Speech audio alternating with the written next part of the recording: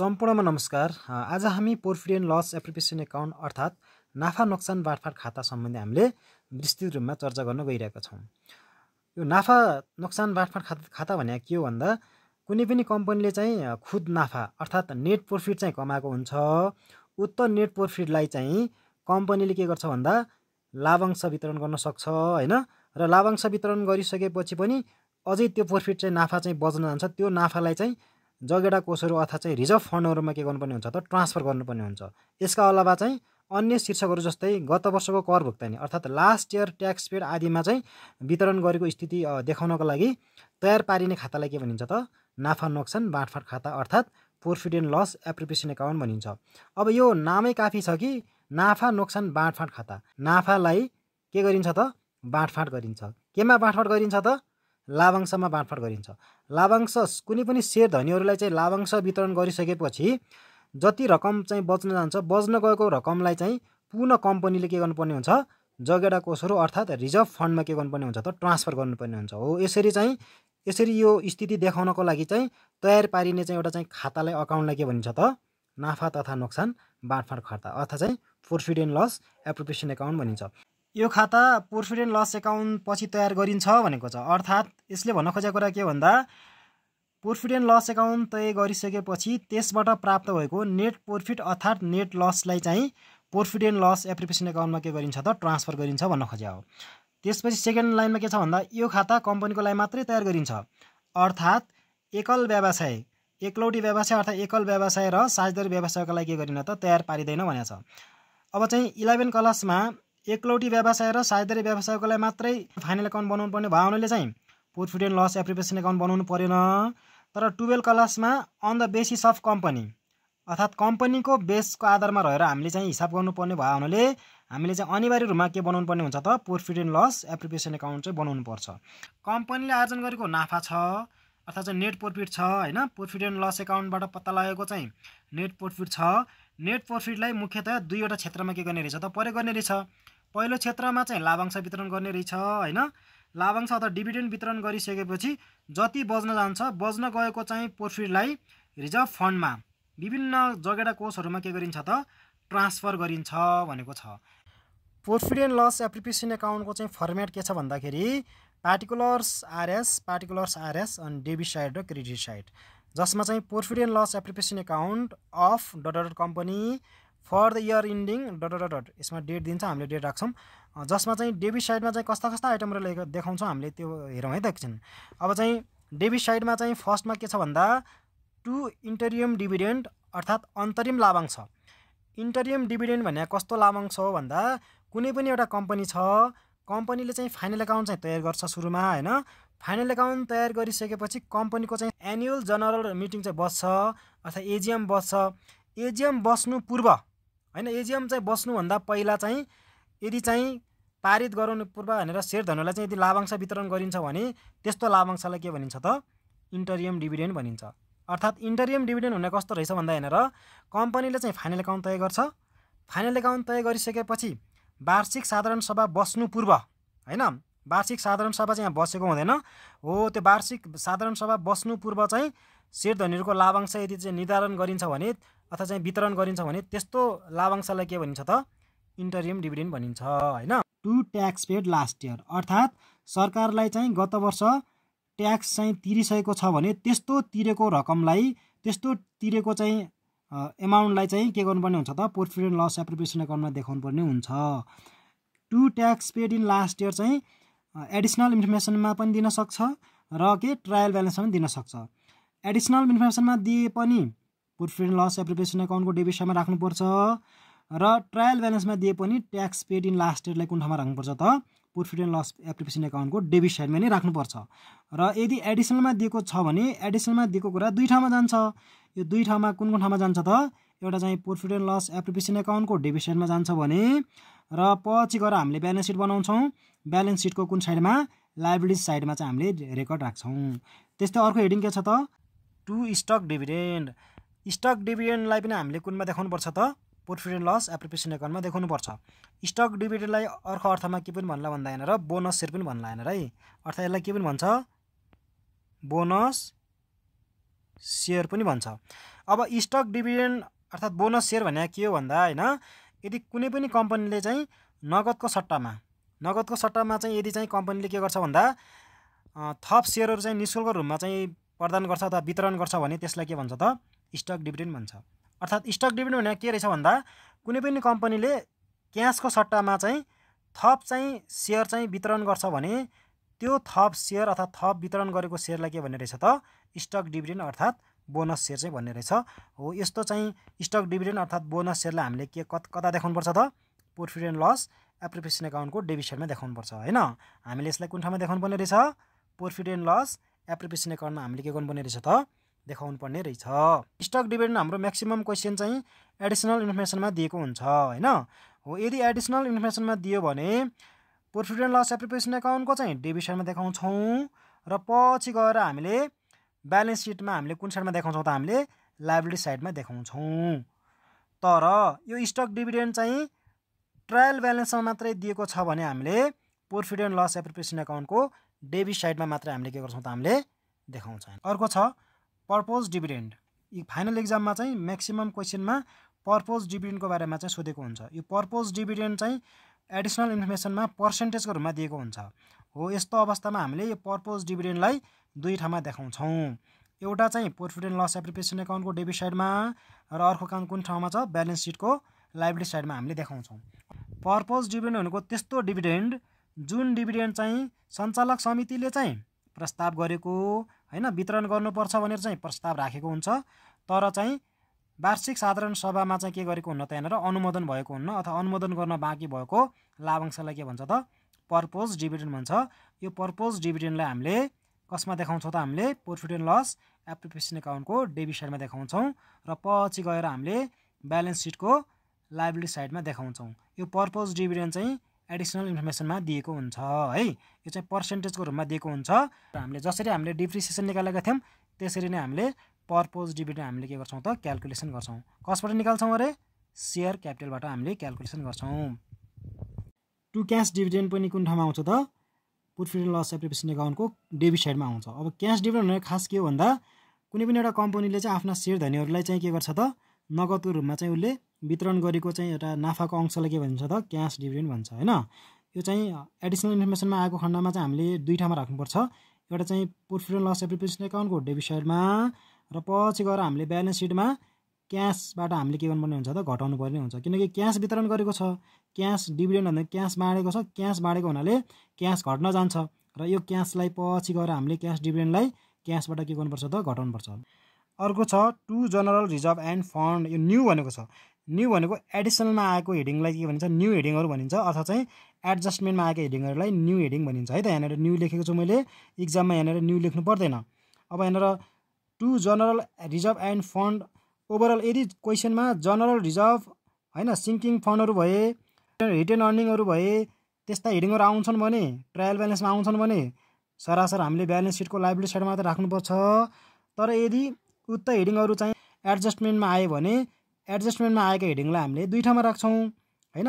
एउटा चाहिँ आउने भनेका चाहिँ प्रॉफिट एन्ड लस एप्रिसिएसन अकाउन्टको डेबिट साइडमा आउँछन् भने र पछि गएर यी हेडिङहरू चाहिँ हामीले ब्यालेन्स सिटको लायबिलिटी साइडमा राख्छौँ। यहाँनिर न्यू भनेको चाहिँ एकदम मोस्ट इम्पोर्टेन्ट हेडिङ छ। यदि ओल्ड हेडिङ आउँछ भने ओल्ड हेडिङ चाहिँ यसमा रेकर्ड हुँदैन है त। अर्थात् general reserve and fund old heading भनेको ट्रायल ब्यालेन्समा आएका यस्ता हेडिङहरू चाहिँ प्रॉफिट एन्ड लस एप्रिसिएसन अकाउन्टमा नआएर ब्यालेन्स सिटको लायबिलिटी साइडमा मात्रै रेकर्ड हुन्छन्। बाई ब्यालेन्स बिडीको अर्थ हामीले के बुझ्नु पर्यो लास्ट इयर प्रॉफिट भनेर हामीले बुझ्नु पर्यो। लास्ट इयर प्रॉफिट भने कस्तो प्रॉफिट अरे गत वर्षको नाफा। अर्थात् ट्रायल ब्यालेन्समा यो आउने भनेको यो हेडिङ भनेको कुनमा आउने रहेछ त ट्रायल ब्यालेन्समा चाहिँ दिएको हुने रहेछ। ट्रायल ब्यालेन्समा के नामले दिएको हुँदो रहेछ त ट्रायल ब्यालेन्समा पिएल एकाउन्ट भनेर दिने रहेछ, प्रॉफिट एन्ड लस एकाउन्ट भनेर दिने रहेछ, profit and loss appreciation account भनेर दिने रहेछ हो। त्यो हेडिङलाई हामीले यसमा हामीले क्रेडिट साइडमा राख्ने गर्छौँ है त। अर्को छ बाई नेट प्रॉफिट बिडी भनेको छ करेन्ट इयर। अर्थात् हामीले पिएल एकाउन्ट बनाउने क्रममा प्रॉफिट एन्ड लस एकाउन्ट बनाउने क्रममा नाफा हुन्छ भने उक्त नाफालाई हामीले ट्रान्सफर गर्छौँ। कसमा ट्रान्सफर गर्छौँ त profit and loss appreciation अकाउन्टमा credit साइडमा ट्रान्सफर गर्छौँ। बाई नेट प्रॉफिट चाहिँ सिडी चाहिँ प्रॉफिट एन्ड लस एकाउन्टको चाहिँ डेबिट साइडमा हुन्थ्यो। उक्त डेबिट साइडको नाफालाई हामीले क्रेडिट साइडमा के गर्छौँ त ट्रान्सफर गर्छौँ। कसको क्रेडिट साइडमा? प्रॉफिट एन्ड लस एप्रिसिएसन एकाउन्टको क्रेडिट साइडमा हामीले ट्रान्सफर गर्छौँ। यो चाहिँ हाम्रो ट्रान्सफर गरेको हेडिङ हो, अर्थात् by net profit BD current year भनेको छ हैन। यो करेन्ट इयर भनेको प्रॉफिट एन्ड लस एकाउन्टबाट हामीले ल्याएको हो। अनि अर्को छ बाई प्रोभिजन फर ट्याक्स भनेको चाहिँ यहाँनिर ओल्ड भनेको छ। अब हामीले यहाँनिर एकदम इम्पोर्टेन्ट हेडिङ आएको छ, एकदम बुझ्नै पर्ने हेडिङ आएको छ। यदि क्वेसनमा प्रोभिजन फर ट्याक्स भनेर चाहिँ ट्रायल ब्यालेन्समा, यो हेडिङ भनेको ट्रायल ब्यालेन्समा आएको हेडिङ हो है त। यो टिभी भनेको छ यहाँनिर, टिभी भनेको ट्रायल ब्यालेन्समा। ट्रायल ब्यालेन्समा चाहिँ यदि प्रोभिजन फर ट्याक्स मात्रै आयो भने यो प्रोभिजन फर ट्याक्सलाई हामीले लायबिलिटी साइडमा राख्नुपर्छ। तर यो प्रोभिजन फर ट्याक्स र ट्याक्स पेड दुईटा हेडिङ सँगै आएको खण्डमा मात्रै भनेको छु है मैले। ट्याक्स पेड पनि आएको छ र प्रोभिजन फर ट्याक्स पनि आएको छ। कसमा त? ट्रायल ब्यालेन्समा हो। यस्तो अवस्थामा मात्रै प्रोभिजन फर ट्याक्सलाई चाहिँ हामीले प्रॉफिट एन्ड लस एप्रिसिएसन एकाउन्टको क्रेडिट साइडमा राख्नुपर्छ। अन्यथा यदि क्वेसनमा ट्याक्स पेड लास्ट इयर भनेर दिएको छैन, कसमा? ट्रायल ब्यालेन्समा, तर प्रोभिजन फर ट्याक्स भनेर मात्रै ट्रायल ब्यालेन्समा दिएको छ भने यो प्रोभिजन फर ट्याक्स अर्थात् ट्रायल ब्यालेन्समा दिएको हेडिङलाई हामीले ब्यालेन्स सिटको लायबिलिटी साइडमा राख्छौँ। तर अहिले क्वेसन के छ त? ट्याक्स पेड लास्ट इयर पनि दिएको छ र प्रोभिजन फर ट्याक्स यो दुइटै दिएको हुनाले यो प्रोभिजन फर ट्याक्सलाई हामीले क्रेडिट साइडमा राख्छौँ, प्रॉफिट एन्ड लस एप्रिसिएसन एकाउन्टको क्रेडिट साइडमा। अब हामीले यहाँनिर ब्यालेन्स गर्छौँ। ब्यालेन्स गर्ने क्रममा डेबिट साइड र क्रेडिट साइड हामीले ब्यालेन्स गर्छौँ। डेबिट साइड र क्रेडिट साइड ब्यालेन्स गर्ने क्रममा यदि चाहिँ डेबिटमा पुगेन भने हामीले चाहिँ यहाँनिर टु ब्यालेन्स सिडी भनेर थप्छौँ। तर क्रेडिटमा पुगेन भने बाई ब्यालेन्स सिडी भनेर हामीले के गर्छौँ त थप्छौँ। अर्थात् यहाँनिर ब्यालेन्सिङ फिगर गरेको छ हैन। डेबिटमा पुगेन भने डेबिटमा थप्छौँ, ब्यालेन्सिङ फिगर गर्छौँ। र क्रेडिटमा पुगेन भने क्रेडिटमा हामीले ब्यालेन्सिङ फिगर छौँ। अनि यो ब्यालेन्स आएको रकमलाई हामीले ब्यालेन्स सिटमा के गर्छौँ त हामीले अब पछि ट्रान्सफर गर्छौँ है त। अब यदि ब्यालेन्समा चाहिँ मानिलिउँ कि क्रेडिट साइड धेरै छ भने हामीलाई चाहिँ प्रॉफिट एन्ड लस एप्रिसिएसनबाट चाहिँ हाम्रो फाइदा भएको मानिन्छ। तर डेबिट साइड धेरै भयो भने प्रॉफिट एन्ड लस एप्रिसिएसन एकाउन्टबाट घाटा भएको मानिन्छ। उक्त रकमलाई हामीले पछि गएर हामीले सेयर क्यापिटलबाट के गर्छौँ? घटाउँछौँ। यो रकमलाई हामीले पछि गएर चाहिँ ब्यालेन्स सिटमा चाहिँ घटाउँछौँ हामीले सेयर क्यापिटलबाट। तर यो ब्यालेन्स सिडी छ, यो यदि हाम्रो क्रेडिट साइड चाहिँ धेरै आएछ भने डेबिट साइडमा हामीले थप्नुपर्छ। यो डेबिट साइडमा थपेको रकमलाई हामीले पछि के गर्छौँ त हामीले जोड्छौँ। कसमा जोड्छौँ त? हामीले सेयर क्यापिटलबाट के गर्छौँ त हामीले जोडेर राख्छौँ है त। अब हामीले चाहिँ यी हेडिङहरूलाई चाहिँ हामीले चाहिँ नोटमा कसरी देखाउने भनेर हामीले चाहिँ छलफल गर्छौँ। अब मैले यहाँनिर चाहिँ सामान्य यहाँ नोट बनाएको छु। यो नोट चाहिँ इक्जाम पोइन्ट अफ भ्यूको लागि के छ एकदम धेरै महत्त्वपूर्ण छ। ती नोटहरूलाई हामीले के गर्छौँ त यहाँनिर एक एक गरेर हामीले केलाउँछौँ। जस्तै नोट नम्बर 1 मा के भनेछ भन्दा यदि ट्रायल ब्यालेन्सको डेबिट साइडमा ट्याक्स पेड लास्ट इयर आएको छ भने, लास्ट इयर भनेको चाहिँ यहाँनिर एकदम बुझ्नै पर्ने कुरा, लास्ट इयरमा चाहिँ ट्याक्स तिरेको छ भने त्यस्तो हेडिङलाई हामीले सरासर प्रॉफिट एन्ड लस एप्रिसिएसन एकाउन्टको डेबिट साइडमा मात्रै राख्नुपर्छ। कसमा आएको हेडिङ गरे? ट्रायल ब्यालेन्समा चाहिँ आएको हेडिङलाई। त्यस्तै सेकेन्डमा के भनेछ भन्दा ट्रायल ब्यालेन्सको क्रेडिट साइडमा, कुन साइडमा त? ट्रायल ब्यालेन्सको क्रेडिट साइडमा प्रोभिजन फर ट्याक्सेसन मात्र दिएमा, के मात्र दिएकोमा? प्रोभिजन फर ट्याक्सेसन मात्र दिएमा यदि ट्याक्स पेड नदिएको अवस्थामा, यदि ट्याक्स पेड चाहिँ दिएको छैन तर प्रोभिजन फर ट्याक्स मात्रै दिएको छ, कसमा त? ट्रायल ब्यालेन्समा। यस्तो अवस्थामा प्रोभिजन फर ट्याक्सेसनलाई ब्यालेन्स सिटको लायबिलिटी साइडमा के गर्नुपर्छ त? राख्नुपर्छ हो। अघि मैले यहाँनिर के कुरा गरेको थिएँ भन्दा यहाँनिर बाई प्रोभिजन फर ट्याक्स भनेको थियो हो। यही प्रोभिजन फर ट्याक्स चाहिँ ट्रायल ब्यालेन्समा मात्रै दिएको छ भने त्यो हेडिङमा हाम्रो ट्रायल ब्यालेन्समा चाहिँ ट्याक्स पेड लास्ट इयर दिएको छैन भने उक्त हेडिङलाई हामीले प्रॉफिट एन्ड लस एप्रिसिएसन एकाउन्टमा नराखेर सरासर ब्यालेन्स सिटको लायबिलिटीमा मात्र राख्नुपर्छ। तर अहिले ट्याक्स पेड पनि दिएको छ, प्रोभिजन फर ट्याक्स पनि दिएको छ, त्यसैले दुवै ठाउँमा आएको छ यहाँनिर है। र अब अर्कोमा यहाँनिर के भनेछ भन्दा यहाँनिर हेडिङ नम्बर चाहिँ 3 मा के भनेछ भन्दा ट्रायल ब्यालेन्समा ट्याक्स पेडलाई डेबिट साइडमा र प्रोभिजन फर ट्याक्सेसनलाई क्रेडिट साइडमा दुवैमा दिएमा, अथवा दुवै दिएमा भनेछ यहाँनिर है। दुवै दिएको खण्डमा प्रॉफिट एन्ड लस एप्रिसिएसन एकाउन्टमा देखाउने भनेछ। अब यहाँनिर हामीले देखाइसकेको छ, यहाँनिर माथि हेर्न सक्नुहुन्छ। जस्तै ट्याक्स पेड पनि दिएको छ, डेबिट साइडमा राखिहाल्यौँ, प्रोभिजन फर ट्याक्स पनि दिएको छ, क्रेडिट साइडमा राखिहाल्यौँ। यो दुईटा हेडिङ दिएको खण्डमा मात्रै। त्यस्तै अब अर्को यहाँनिर नोटमा के भनेछ भन्दा अर्को नोटमा यहाँनिर नोट नम्बर 4 मा के भनेछ भन्दा यदि क्वेसनमा प्रोभिजन फर ट्याक्सेसनलाई एडजस्टमेन्टमा अथवा एडिसनल इन्फर्मेसनमा दिएको छ भने त्यस्तो अवस्थामा प्रोभिजन फर ट्याक्सेसनलाई केमा देखाउनु पर्ने रहेछ त प्रोफिट एन्ड लस एकाउन्टमा अथवा हामीले पिएल एकाउन्ट बनाउँछौँ पिएल एकाउन्टको डेबिट साइडमा देखाइदिने र फेरि पछि गएर हामीले ब्यालेन्स सिट बनाउँछौँ ब्यालेन्स सिटको लायबिलिटी साइडमा हामीले देखाउनु पर्ने रहेछ कसलाई प्रोभिजन फर ट्याक्सेसनलाई। अर्को छ 5 नम्बरमा ट्याक्स पेड लास्ट इयरलाई यदि ट्याक्स पेड लास्ट इयरलाई एडजस्टमेन्टमा दिएको खण्डमा यदि ट्याक्स पेड लास्ट इयर चाहिँ ट्रायल ब्यालेन्समा दिएको खण्डमा सरासर प्रोफिट एन्ड लस एप्रिसिएसन एकाउन्टको डेबिटमा देखाउँथ्यौँ तर यदि क्वेसनमा ट्याक्स पेड लास्ट इयरलाई एडजस्टमेन्टमा दिएको छ भने प्रोफिट एन्ड लस एकाउन्टको डेबिट साइडमा र ब्यालेन्स सिटको क्यास एट ब्याङ्कबाट के गर्नुपर्छ त घटाउनु पर्ने रहेछ र उक्त ट्याक्स पेड लास्ट इयरलाई प्रोफिट एन्ड लस एप्रिसिएसन एकाउन्टमा देखाउनु पर्ने रहेछ। यहाँनिर लास्ट इयर भन्ने शब्द एकदम महत्त्वपूर्ण छ यहाँनिर है ट्याक्स पेड लास्ट इयर। त्यसपछि हेडिङ नम्बर 6 हेरौँ हामी। हेडिङ नम्बर 6 मा के भनेको छ भन्दा ट्रायल ब्यालेन्सको क्रेडिट साइडमा र एडजस्टमेन्टमा चाहिँ अथवा दुवैतिर प्रोभिजन फर ट्याक्सेसन दिएमा ट्रायल ब्यालेन्समा पनि दियो एडिसनल इन्फर्मेसन दुवै ठाउँमा दियो प्रोभिजन फर ट्याक्सेसन चाहिँ कुन साइडमा दियो त ट्रायल ब्यालेन्सको क्रेडिट साइडमा मानौँ 10,000 दियो।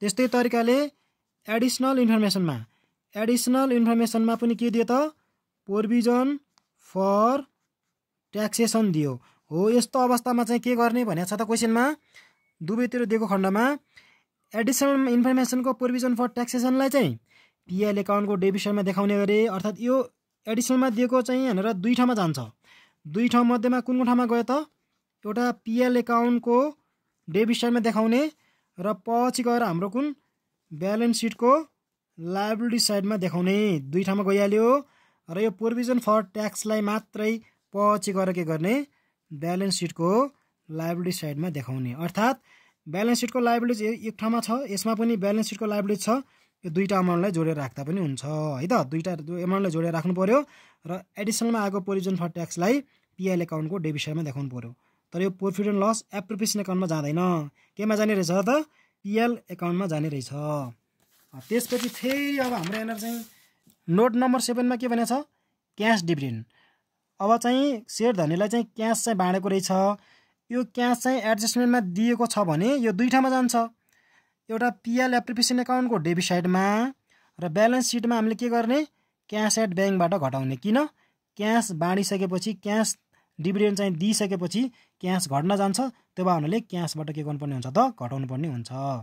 8 मा ट्रायल ब्यालेन्स र एडिसनल इन्फर्मेसनमा यदि डिभिडेन्ड पेड दिएको छ भने डिभिडेन्ड पेड भनेको त यहाँनिर चाहिँ लाभांश वितरण गरे हो लाभांश वितरण गरिसकेपछि यो डिभिडेन्ड पेडलाई जहिले पनि प्रोफिट एन्ड लस एप्रिसिएसन एकाउन्टको डेबिट साइडमा राख्नुपर्छ। यो हाम्रो डिभिडेन्ड तिरिसक्यो हैन दुवै डिभिडेन्डलाई पिएल एप्रिसिएसन एकाउन्टको डेबिट साइडमा राख्नु पर्यो।